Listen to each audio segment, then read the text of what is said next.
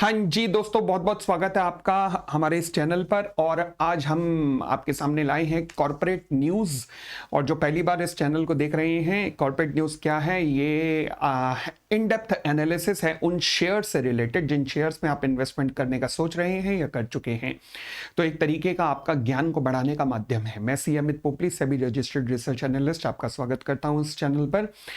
दोस्तों, एक शिकायत आपसे है कि आप लोग वीडियो देखते तो हैं परंतु चैनल को लाइक एंड सब्सक्राइब नहीं करते। प्लीज ऐसा कर कीजिए, जिससे हमें भी थोड़ा मोटिवेशन मिलता है और ज्यादा वीडियोस बनाने के लिए। अच्छा, आप लोगों की एक भारी डिमांड थी कि कोर्स जल्दी लॉन्च करो, जल्दी लॉन्च करो। 1 मार्च को ये कोर्स लॉन्च हो रहा है, जिसके अंदर टेक्निकल चार्ट पढ़ना सिखाया जाएगा, फंडामेंटल सिखाए जाएंगे एंड साइकोलॉजिकल फैक्टर को टच किया जाएगा। और ये कोर्स का कंटेंट मैं कह सकता हूं, मार्केट में जितने कोर्सेज हैं जो कि बिक रहे हैं 9,000, 18,000, 24,000 के, कंटेंट उनसे ज्यादा है और इसका प्राइस केवल 1,500 रुपए रख रहा हूं। सवाल उठा, क्यों 1,500 प्रीमियम क्यों नहीं कर रहे?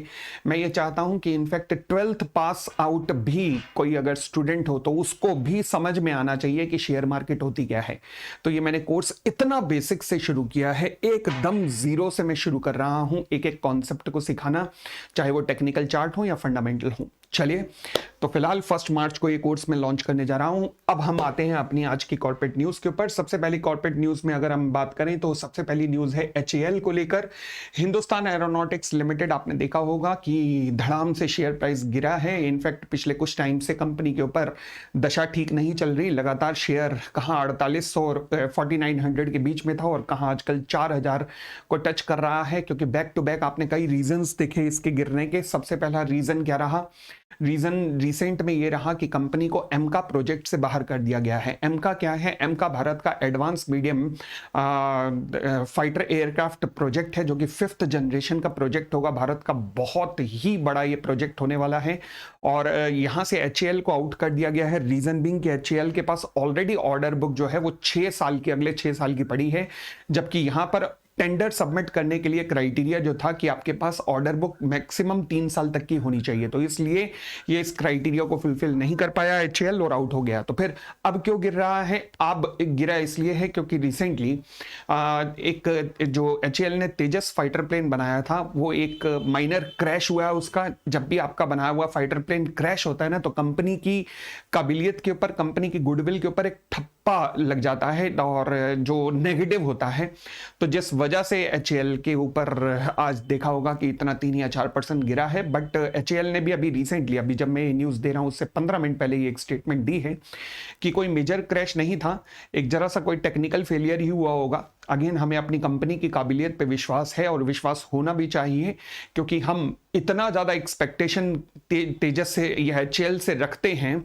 बट हम कहते हैं कि डिले कर रहा है, HAL डिले कर रहा है। मानता हूं मैं, डिले हो रहा होगा, डेफिनेटली कहीं ना कहीं डिले हो रहा होगा, बट उसके पीछे का रीजन भी अंडरस्टैंड करना चाहिए। हमारे पास तेजस के बनाने के लिए HAL के पास इंजन नहीं है। इंजन की टेक्नोलॉजी हमारे देश के पास है ही नहीं। वो टेक्नोलॉजी है ही 2-3 देशों के पास, जिसमें US है, जिसमें रशिया है, जिसमें UK है, जिसमें फ्रांस है, और किसी देश के पास इंक्लूडिंग चाइना ये टेक्नोलॉजी नहीं है। भारत इनफैक्ट इस पे अब काम कर रहा है फ्रांस के साथ मिलकर, और जहां पर सैफरन नाम की कंपनी के साथ हम इंजन डेवलप कर रहे हैं, परंतु it will take another 8 to 10 years. तो फिर अब HAL की डिलीवरी तेजस की वो सारी डिपेंड करती है किसके ऊपर? US के द्वारा सप्लाई होने वाले, US की कंपनी GE द्वारा सप्लाई होने वाले इंजन के ऊपर। और वो जानबूझ के भी मुझे लगता है कि डिले करते हैं ताकि हमारे इस तेजस प्लान को पटरी से उतारा जा सके और भारत उनके F-35 को खरीद सके। बट भारत सरकार ऐसा नहीं कर रही, बहुत अच्छी बात है। हालांकि वहां से अब डिलीवरी आ रही है, हर महीने 1 या 2 इंजन उन्होंने वादे किए हैं। तो फिर धीरे धीरे HAL को भी आने में टाइम लगेगा। बट कंपनी अगेन सबसे बेहतरीन हमारा PSU है डिफेंस सेक्टर के अंदर, और इसको थोड़ा सा टाइम हमें देना चाहिए, बट इन्हें भी वर्क अपॉन करना चाहिए, अपनी काबिलियत को सुधारने का प्रयास और ज्यादा करना चाहिए। तो फिलहाल ये जो आप टेम्परेरी फेज देख रहे हैं HAL का, इसके पीछे के रीजन आपने समझे होंगे कि क्या है। पहला, एमका प्रोजेक्ट से बाहर हो जाना, और दूसरा तेजस का क्रैश हो जाना। बट ये अगेन टेम्परेरी फेज है। कंपनी के पास अगेन 6 साल की ऑर्डर बुक इन हैंड है, कंपनी डेफिनेटली इसे ओवरकम कर लेगी। चलिए जी, अगली न्यूज के ऊपर आते हैं। अगली न्यूज अगेन वही एमका को लेकर ही है। एमका के लिए जिन प्लेयर्स को सिलेक्ट किया गया है उनमें है टाटा, L&T और BEL मिलकर, भारत फोर्ज के साथ में मिलकर कुछ और प्राइवेट सेक्टर के प्लेयर्स, ये सब अब टेंडर में सबमिट करेंगे DRDO को बनाने के लिए। अब DRDO देखते हैं इनमें से किसकी बिड एक्सेप्ट करता है। मुझे लगता है कि इन तीनों को कुछ ना कुछ हिस्सा जरूर दिया जा सकता है, परंतु HAL को अगेन आउट रखा गया है, सेम कारण जो मैंने आपको डिस्कस किए हैं। तो अब पब्लिक प्लस प्राइवेट दोनों कंपनियां मिलकर एमका नाम का प्रोजेक्ट बनाएंगी 2035 तक, 2035 तक हमारा प्लान है कि एमका आ जाना चाहिए। वैसे भी भारत अभी HAL के द्वारा बनाए गए तेजस मार्क 1A एंड मार्क 2 पे काम कर रहा है, जिसमें अगले 10 साल लगने हैं। 10 साल तक इन्हीं का प्रोडक्शन चलेगा, जो कि 4th जनरेशन एंड 4.5 जनरेशन के हैं, और ये 5 एंड 5.5 जनरेशन का है। आपको ये बता दूं ये जनरेशंस क्या होती हैं। देखिए, वर्ल्ड में जो सबसे एडवांस एयरक्राफ्ट है वो है F-22 रैप्टर, जो कि यूएस के पास है, जो कि 5th जनरेशन का माना जाता है, इनफैक्ट 5.5 जनरेशन का माना जाता है। उससे ऊपर कोई फाइटर एयरक्राफ्ट संसार में नहीं है। हमारा एम का 5.5 जनरेशन का ही बनने वाला है, और उसके बाद जो एयरक्राफ्ट आते हैं वो 5th जनरेशन में यूएस का F-35 है, जिसकी काबिलियत पे हमेशा सवाल उठते रहते हैं। ऐसा ही चाइना ने F-35 की कॉपी करके बनाया है, परंतु वो अगेन उसकी काबिलियत पे तो बहुत ही ज्यादा सवाल हैं। और रशिया का सुखोई 57 है, जिसकी काबिलियत पे अगेन बहुत ज्यादा सवालिया निशान लगते रहते हैं, क्योंकि 5th जनरेशन का मतलब होता है स्टेल्थ। स्टेल्थ का मतलब होता है कि ये किसी रडार की पकड़ में नहीं आएंगे। और अगर मैं F-22 को छोड़ दूं तो F-35 कुछ हद तक छोड़ दूं तो बाकी चाइनीज का फाइटर जेट हो गया या फिर रशिया का, ये स्टेल्थ नहीं माने जा सकते प्रॉपर्ली, तो इन्हें 5th जनरेशन में क्लासिफाई करना सही नहीं रहेगा। तो एक्चुअल में हम कह सकते हैं 5th जनरेशन का भी एयरक्राफ्ट संसार में केवल यूएस के पास है, अभी और किसी के पास है नहीं। तो भारत का एम का 5.5 जनरेशन का बनने वाला है। चलिए, बहुत अच्छी न्यूज है, आगे बढ़ते हैं। अगली न्यूज है हमारे पास इंडस टावर्स को लेकर। इंडस टावर्स के अंदर भारतीय एयरटेल ने अपनी स्टेक बढ़ा दिया। हालांकि इंडस टावर्स में वैसे ही भारतीय एयरटेल की स्टेक अच्छी खासी थी, बट इन्होंने रिसेंटली इस स्टेक को बढ़ाकर एडिशनल शेयर्स एक्वायर करके इन्होंने 51.18% पे अपनी स्टेक ले गए हैं। जब मैंने ये न्यूज सुनी तो मैंने इमीडिएटली एनालाइज करने की कोशिश की यार कि इसका इंपैक्ट वोडाफोन के शेयर पे तो नहीं होगा। अब आप कहेंगे भारती ने स्टेक बढ़ाई इंडस में, तो इसका वोडाफोन से क्या लेना देना। देखिए, इंडस टावर करता क्या है, ये टेलीकम्युनिकेशन के टावर्स प्रोवाइड करता है, जिससे कि सिग्नल्स आते हैं। पिछले साल तक इनका सबसे बड़ा कस्टमर कौन सा था? वोडाफोन। अब फिर रिसेंटली भारतीय एयरटेल ने वोडाफोन को पछाड़ के इनका नंबर 1 कस्टमर बन गए हैं, परंतु वोडाफोन अभी भी 2nd नंबर पे हैं।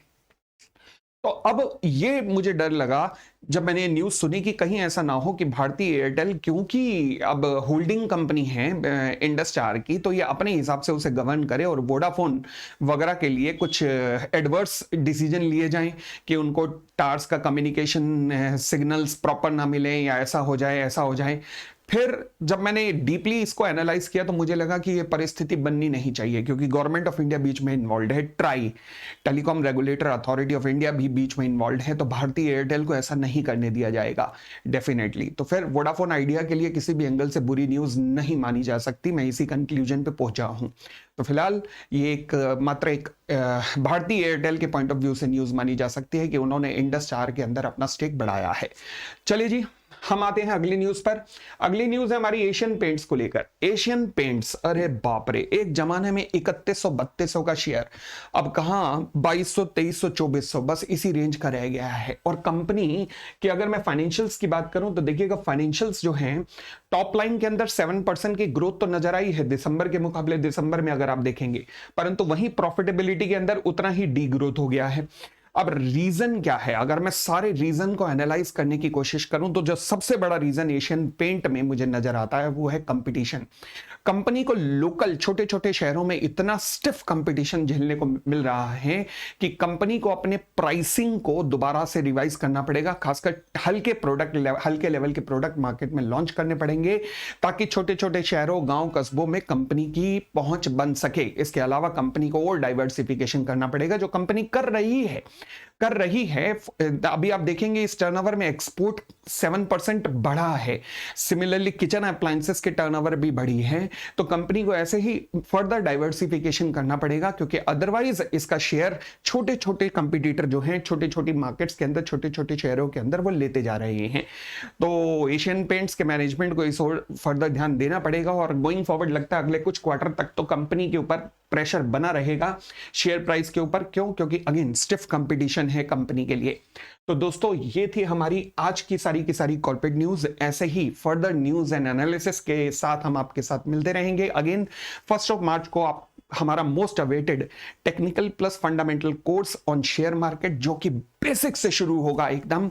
और अगेन कह रहा हूं कि इसमें कंटेंट वो है जो कि 20 या 22 हजार रुपए में आने वाले कोर्सेज के अंदर है, क्योंकि वो कोर्सेज के कंटेंट को मैं देख चुका हूं, और वही कंटेंट आपको 1500 रुपए में मिलेगा। द ओनली पर्पस क्या है?